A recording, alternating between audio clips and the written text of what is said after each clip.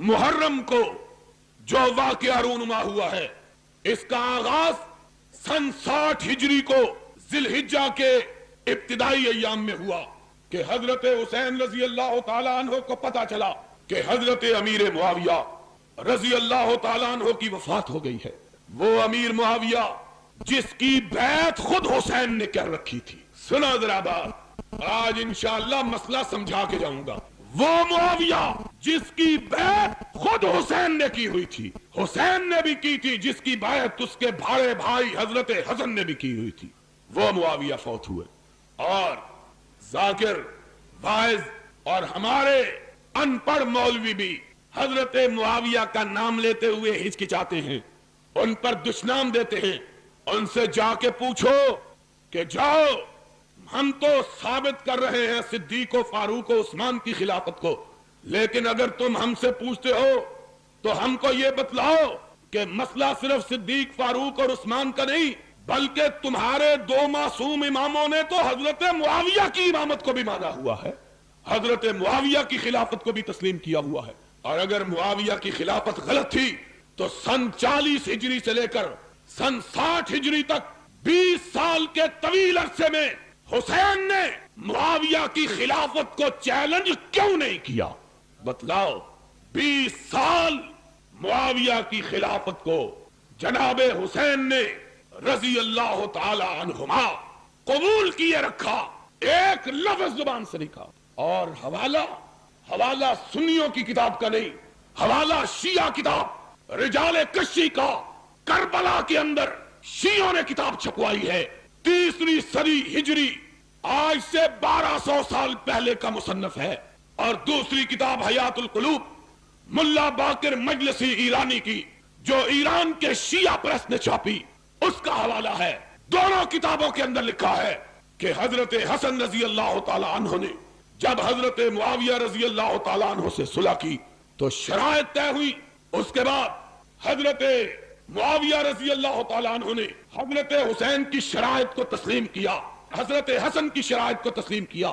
जब शराइत तस्लीम हो गई, हजरत हसन ने अली के बेटे ने खिलाफत से दस्तबरदार होकर उस मस्जिद के अंदर, जिस मस्जिद को उनके बाबा हजरत अली ने बनवाया था, उस मस्जिद के अंदर अपने बाप हजरत अली का मिंबर रखवाया और उस पर हजरत अमीर मुआविया को बिठाया। खुद नीचे बैठे, मुआविया को ऊपर बिठाया। कहा, कायनात के लोगों सुन लो, आज रसूल का नवासा अली का बेटा खिलाफत से दस्तबरदार होकर अपना खलीफा अमीर मुआविया को मान रहा है। ये हजरत हसन रजी अल्लाह ताला अन्हु ने किया। जाओ, ये तुम्हारी दोनों किताबों का हवाला। खुद अकेले नहीं आए, हुसैन को साथ लेके आए, हुसैन को साथ लेके आए। अपनी फौजों का कमांडर कैस इब्न साद इब्न उबादा, वो भी साथ है। कहा, अमीर मुआविया रजी अल्लाह ताला अन्हु मेरा इमाम है। फिर हुसैन की तरफ देखा, उस हुसैन की तरफ जिनका नामे नामी इसमें गिरामी लेकर तुम सिद्दीक और फारूक पे कीचड़ उछालते हो, उस हुसैन की तरफ देखा। कहा, कुम वबाये, हुसैन उठो, मैंने मुआविया की इमामत को माना है, तुम भी मुआविया के हाथ पे बैठ करके इसको अपना इमाम मानो। हजरत हुसैन उठे, हसन के बाद हजरत अमीर मुआविया की बैत की। फिर अपने कमांडर इन चीफ को हुक्म दिया, उठो, मुआविया की बैत करो। कहा, उठो, बैत करो। फौजी आदमी था, इधर देखा उधर देखा, अब क्या करूं? हजरत हुसैन की तरफ देखता। तेरी किताब का हवाला, मैं कहा करता हूं, उन्हीं की महफिल सवारता हूं, चिराग मेरा है रात उनकी, उन्हीं के मतलब की कह रहा हूं, जुबान मेरी है बात उनकी। जाओ, अगर कोई शिया दोस्त खड़ा है, उसे काबे के रब की कसम है, दुनिया के किसी जाकिर से पूछे, अगर कोई माँ का लाल इस हवाले को गलत साबित करे, लाहौर में बैठ कर कहता हूं, अपनी इस मस्जिद में बैठ कर कहता हूं, मुंह मांगा इनाम दूंगा।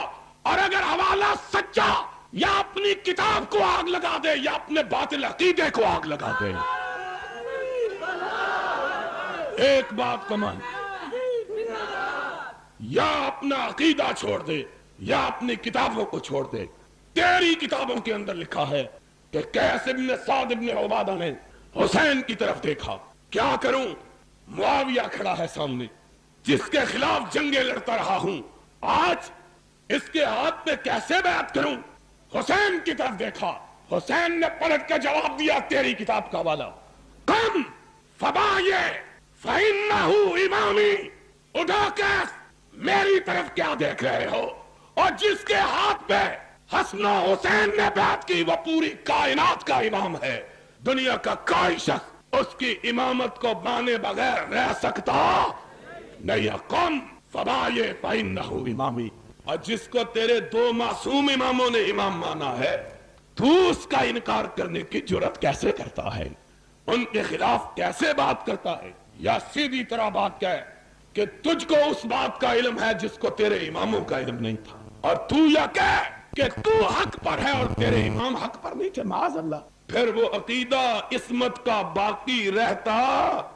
عقیدہ امامت کے لیے یہ ہے کہ امام وہ ہوتا ہے جس سے کوئی غلطی ہو سکتی. تو ہے ایک بھی امام نہیں. کتنے امام؟